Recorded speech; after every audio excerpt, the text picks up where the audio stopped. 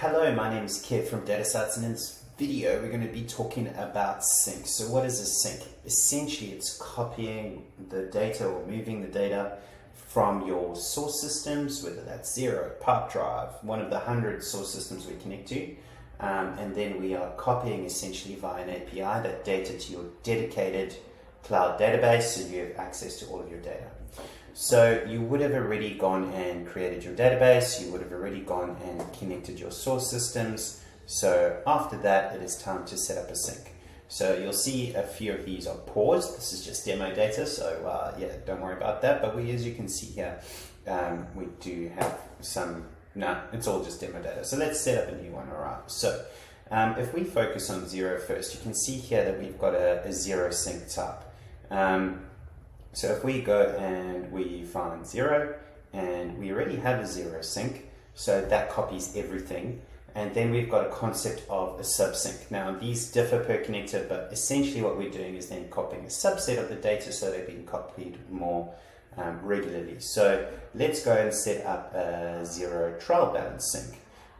So what we're going to do is we're going to say we want this daily at 2 a.m., something along those lines, select the time zone that makes sense for you, and that's it. From here, once this line appears in our syncs, we can go and pause it. We can go and edit any details about it. We can go and delete it. And we can, most importantly, go and trigger a refresh now. So here, it depends on the subsync here, in the connector, but most of the time there's just a trigger button. If there are any available options, then we will go and trigger that refresh. Now, whilst the sync is going on, you'll see that we aren't allowed to make any changes to it. So what a normal sort of situation is, especially for Xero, is to leave like a full overnight sync going. We could enable, for example, the DSync by doing that. That's one little thing there. But anyway, coming back to it, so with Xero, we could set up a overnight Xero sync. We then will set up a smaller sync, subsync, like the Xero trial balance sync. What that means is that during the day, if there's a change in the source system, you can come in, refresh, re-trigger just that subset of data and get that quickly into your reporting platform. So just on that note, like it's very common example to have a full DSync, and then we could go up and set up a DR product availability, which is basically like your stock levels, and we could set this to come in at sort of 10 a.m. And over here, and from there hit save, and off you go.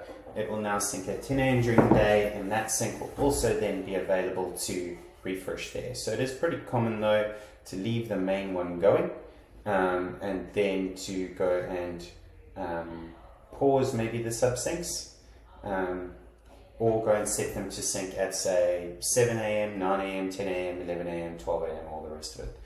To enable multiple syncs per day, we have made it intentionally a little bit challenging, because essentially this is, I guess, what you call a super user option. From here, we use these things called cron expressions. If I wanted to say sync at 7, 8, 9, give it a break over lunch, 1, 2, 3, something along those lines, then we would go and copy this here. As a little bit of a validation here, we can go and describe the expression here, and we'll say it's going to fire 0 seconds, 0 minutes at 7 a.m., 9 p.m. of every day. We could go ahead and say, look, we only want this to happen on specific days of the week, Monday, Tuesday, Wednesday, Thursday, Friday, and automatically that will go and be extending this set of instructions over here. If we go and describe that expression, then we can go and say, okay, it's going to fire there, every Monday, Tuesday, Wednesday, Thursday, Friday. We can then take this and go and put it in over here, and now that will fire over there. I would say please get in touch, because there are limitations around each connector and each API, and even different data within each API. So you don't want to be doing like going, okay, go and set it every 1 minute.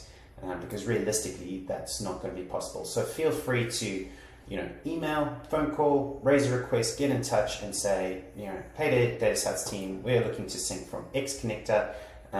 We would like our data as often as possible. What is realistic? Like, what are we, able to really be allowed to do from the API? And another question we'll ask is, where are you looking at this data? If it's in Excel, then you can pull it in any time. If it's in Power BI dashboards, for example, those can actually only refresh at certain times. So we sort of have to time it in between. Probably getting a little bit too involved here, but it is what it is. We're here to support, and we're absolutely here to make sure that you can maximize your data frequency and refreshes, so that you have access to, as up-to-date data as possible. Thank you very much. Cheers. Bye.